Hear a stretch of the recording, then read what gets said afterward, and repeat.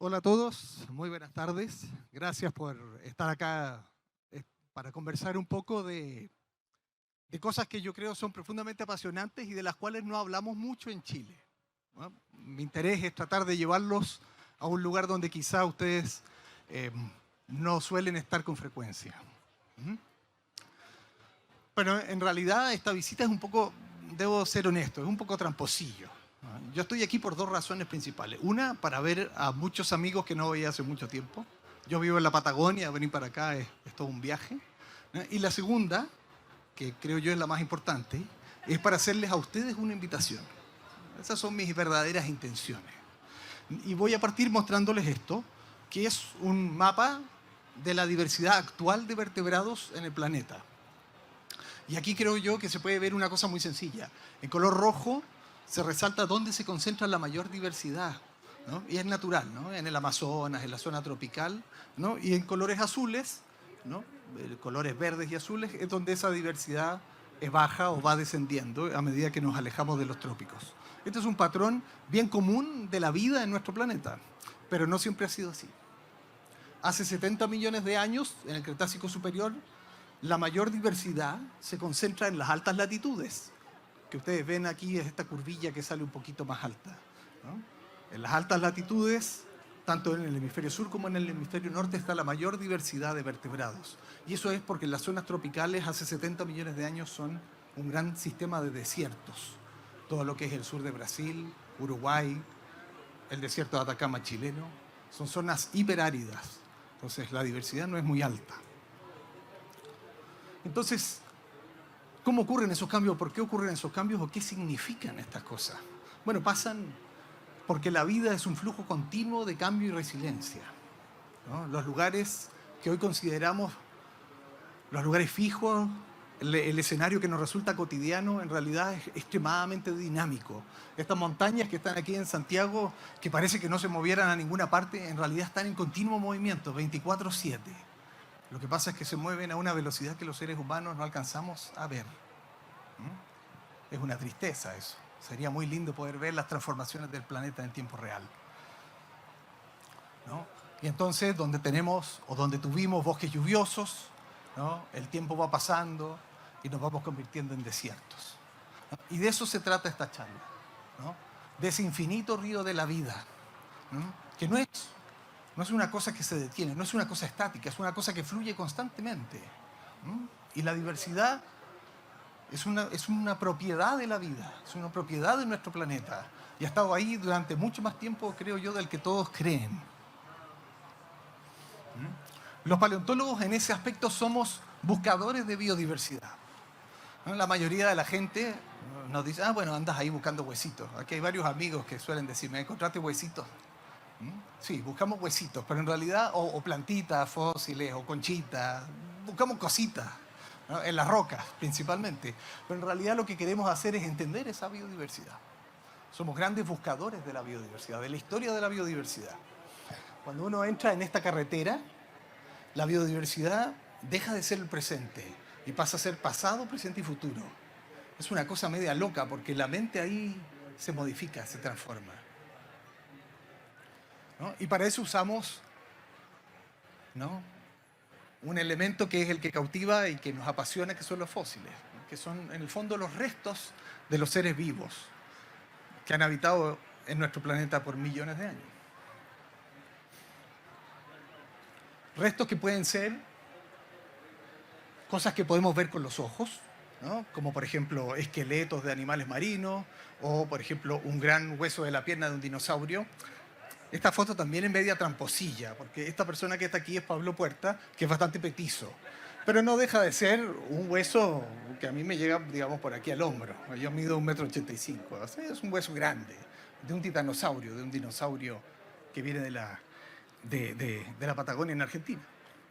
Pero también hay cosas que no se pueden ver con la vista. Eso es otro extraño universo del registro fósil, ¿no? Que son microfósiles, cosas que para poder comprenderlas, para poder dimensionarlas, hay que verlas bajo el microscopio, ¿no? Como por ejemplo los esqueletos de una gran cantidad de organismos marinos, ¿no? O el polen. o las esporas, ¿no?, que quedan preservadas de millones de años, cientos de millones de años, etc. Por lo tanto, tenemos restos grandes, cosas pequeñas y también cosas que ya no son los restos orgánicos, sino que son evidencia del comportamiento de las criaturas, como por ejemplo las huellas, los nidos de los insectos, las madrigueras, los huevos, la caca, muy informativa, ¿no?, que ya son comportamientos de los organismos, de los seres vivos preservados en el tiempo geológico. Esto ya es una cosa más loca, no estamos hablando solo de los restos de los organismos, sino que también de sus comportamientos. Y estas son las ventanas que tenemos a esa biodiversidad del pasado, ¿no? Son ventanas fragmentarias, son pedacitos, ¿no? Es muy raro poder encontrar un animal completo, ¿no?, mucho menos un ecosistema completo. Pero estas pequeñas ventanas uno las va abriendo, las va observando como un detective y en el fondo trata de entender de qué nos hablan. Y en nuestro país, ¿no?, esta historia es una historia interesante y bastante larga. A través de los fósiles podemos ver, por ejemplo, cómo la naturaleza crea belleza, ¿no?, entender nuestros ancestros, de dónde vienen nuestros orígenes, cómo han sido nuestras elucubraciones por el planeta Tierra como especie humana, ¿no?, y también conocer cuáles fueron esos ancestros de los ancestros, ¿no?, cuáles fueron esos primeros primates, esos animales que nos permiten hoy estar aquí todos juntos conversando. Asombrarnos, ¿no?, de cómo la diversidad de la vida ha encontrado soluciones para mismos problemas de manera muy distinta. Incluso observar en los fósiles los orígenes de los mitos de la humanidad. De alguna manera rastrear cómo la vida se ha abierto paso en nuestro planeta. Y yo creo que todos los que estamos aquí somos personas comprometidas con esa diversidad, o por lo menos que sentimos un nexo muy fuerte hacia ella. También, a través del registro fósil, podemos ver los grandes apagones de la vida. Podemos entender por qué las cosas desaparecen, ¿no?, por qué grupos de plantas o de animales o de criaturas que fueron súper exitosas en millones de años, de pronto ya no están, ¿no? Y no están como si se hubieran perdido, ¿no?, en la imaginación. En nuestro país, este río de la biodiversidad fluye por lo menos con evidencia desde hace 450 millones de años. Claro, en lugares que hoy no son tan parecidos, ¿no? Aquí ustedes ven una imagen de la cordillera de la región de Atacama, que es probablemente, yo creo, uno de los lugares más inhóspitos de nuestro país, ¿no?, mucho más que las cordilleras en la segunda región. La cordillera de la región de Atacama es un lugar pero tan solitario que incluso los seres humanos no fue un lugar favorito por las etnias para instalarse. Es un lugar difícil de vivir. Sin embargo, alberga tesoros bien sorprendentes que, por suerte, hoy nuestros colegas de la Universidad de Atacama, liderados por Philippe Massin, están estudiando con detalle. Por ejemplo, una antigua flora de hace 240 millones de años. Son las floras triásicas del norte de nuestro país. Nos cuentan un mundo en que las plantas son muy distintas a las que vemos hoy. Las angiospermas todavía no existen, las plantas con flor todavía no existen. La flor no existe en el planeta Tierra hace 240 millones de años. O está por aparecer, podríamos decir. Bueno, la cordillera de Atacama hace 240 millones de años era más o menos así. Un lugar muy diferente, ¿no?, un lugar mucho más verde, un lugar donde los sistemas de volcanes, que es algo que han acompañado a nuestro país desde casi siempre, están presentes, pero donde vemos otro tipo de interacciones, donde árboles que nos suenan así como mitológicos, el ginkgo, etcétera, son parte de lo común de encontrar en esa vegetación, ¿no?, los ancestros del grupo de los ginkgos. El mismo desierto de Atacama, ¿no?, muchas veces ha sido el fondo del mar.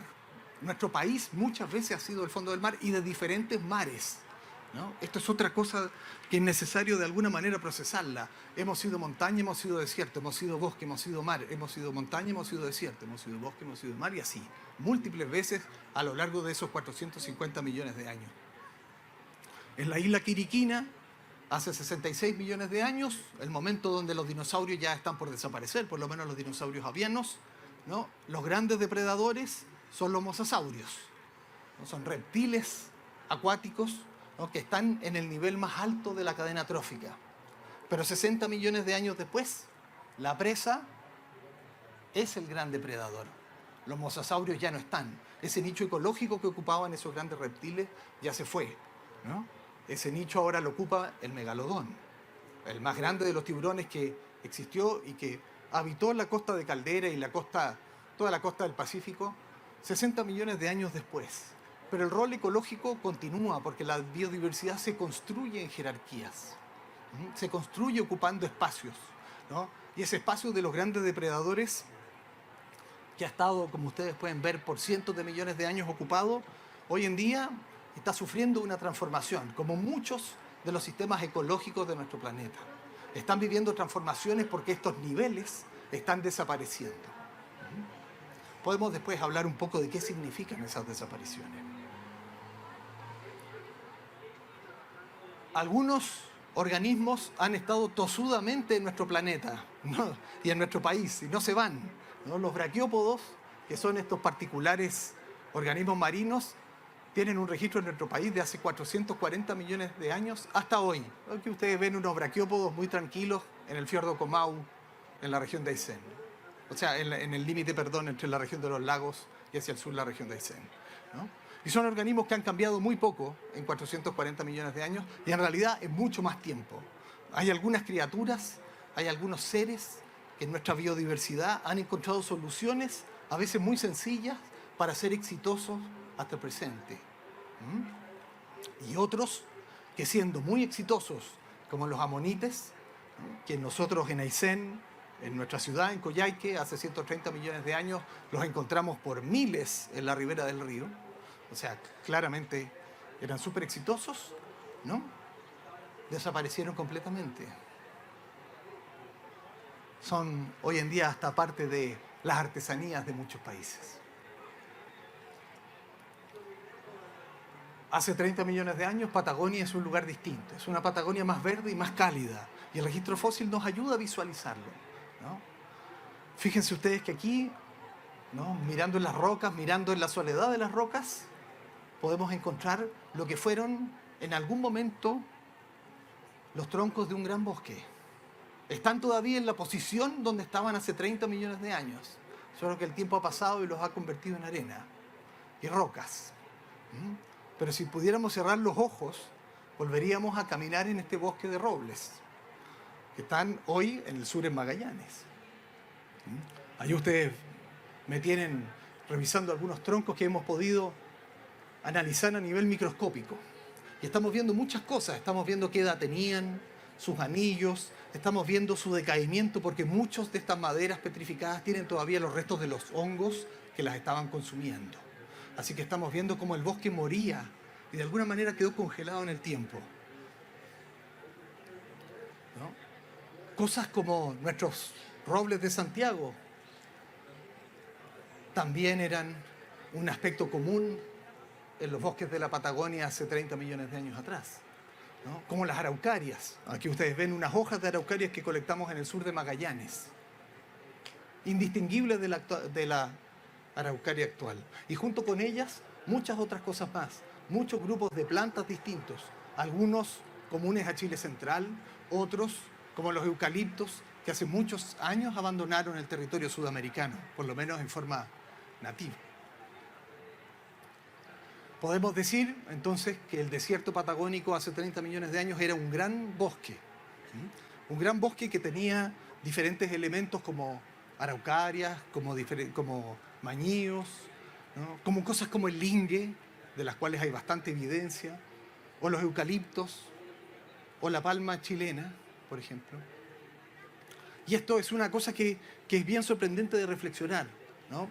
Donde, por ejemplo, los robles son un elemento central, y es que el registro fósil de alguna manera nos dice que nuestro bosque nativo chileno de la zona central es realmente un fantasma de estos antiguos bosques.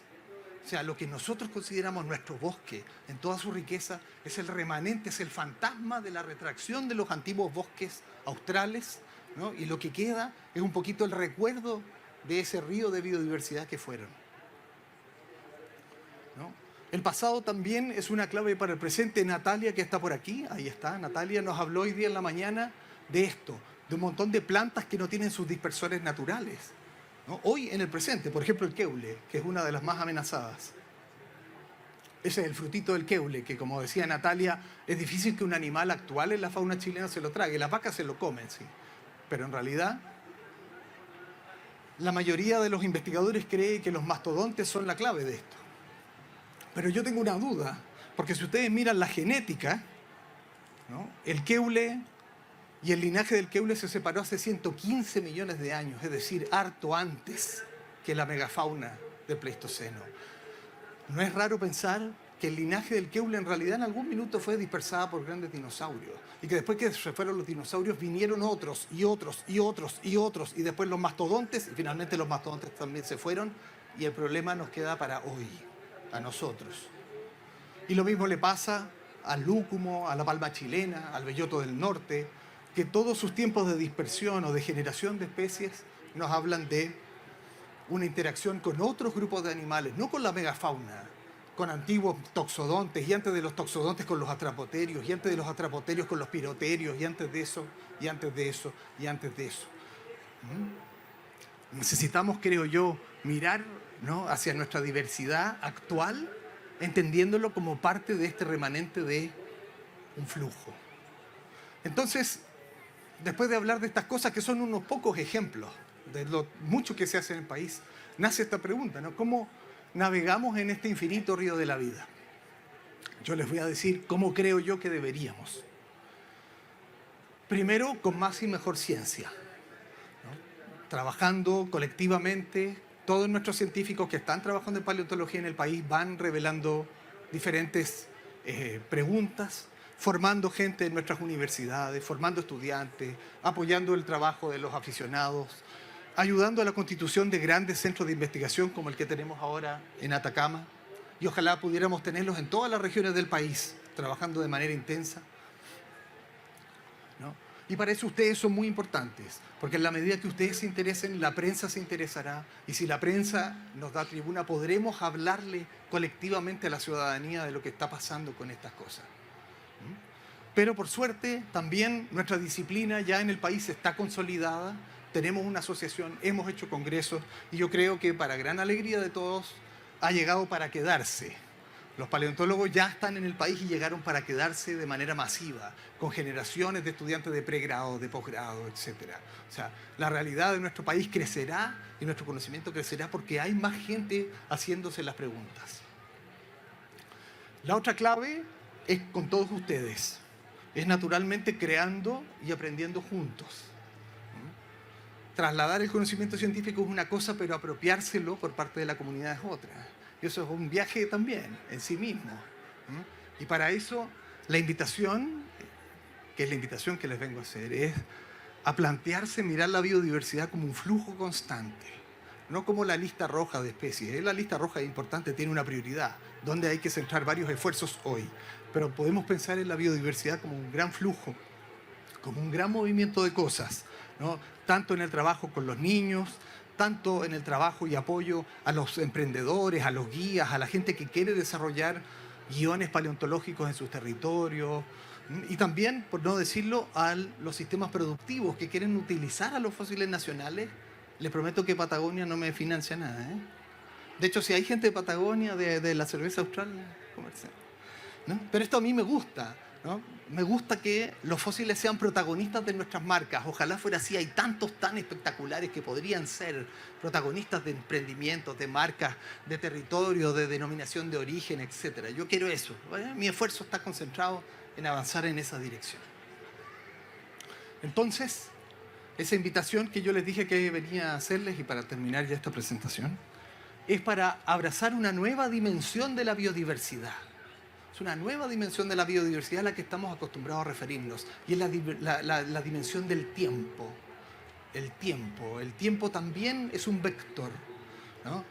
Para que recordemos el Valle de Santiago como era un fondo oceánico hace cientos de millones de años, como después fue las grandes llanuras de los dinosaurios y de un montón de otros grupos de animales, ¿no? O como fue, como nos mostraba Natalia, ¿no? El gran valle de los mastodontes, ¿no? Y hoy el valle de los humanos, ¿no? El territorio de los humanos.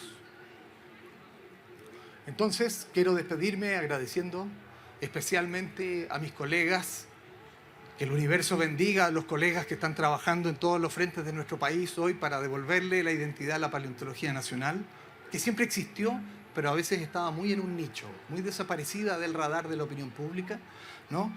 Por supuesto, a los amigos, a la familia, a mis estudiantes, que son los que me acompañan a recorrer las rocas, que nos acompañamos a recorrer las rocas para develar estas cosas, ¿no? Ahí están varios estudiantes a lo largo de los años trepados en las montañas de Aysén y de Magallanes.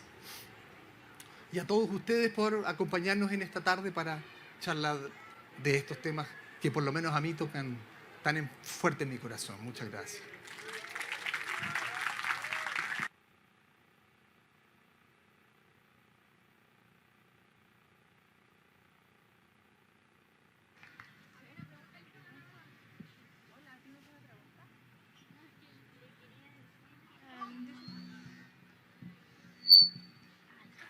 Hola.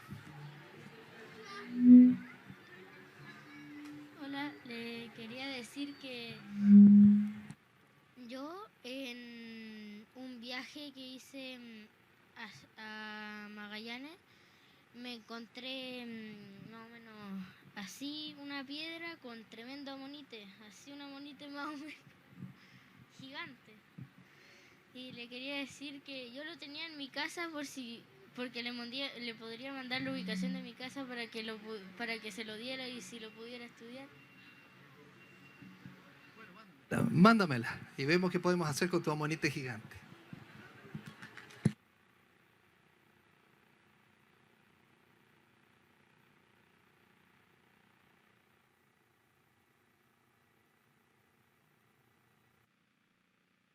Gracias. Muchas gracias.